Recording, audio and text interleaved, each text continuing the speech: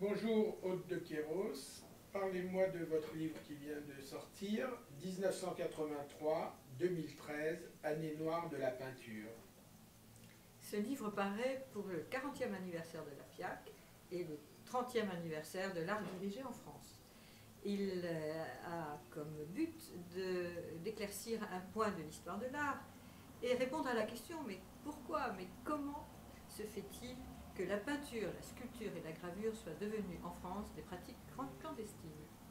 Alors évidemment, tout ça nous ramène à 1983 quand a été créé en France un ministère de la création, c'est-à-dire une dizaine d'institutions dont vous connaissez quelques-unes comme FRAC, DRAC, CNAC et compagnie, et un corps d'inspecteurs de la création qui est là pour diriger l'art en France. Alors évidemment, ces inspecteurs apparaissent au moment où vont disparaître les ingénieurs des âmes en chef qui avaient été créés par Staline à Moscou en 1944 et qui dirigeaient la littérature.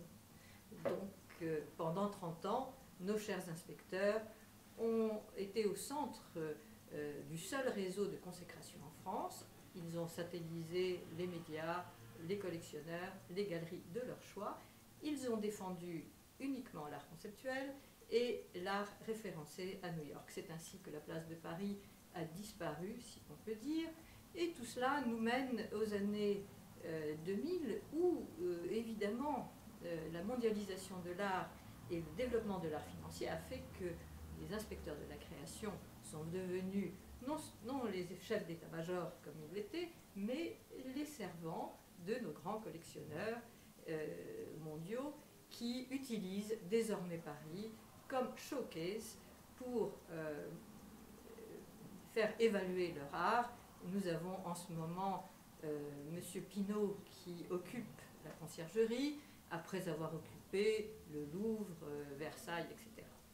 Donc ce livre qui paraît maintenant a, pour fêter ce 30e anniversaire de l'art dirigé en France, l'idée de vous donner les preuves de ce qui n'est pas montré dans l'enthousiasme de ces fêtes, c'est-à-dire la catastrophe artistique qui en est résultée.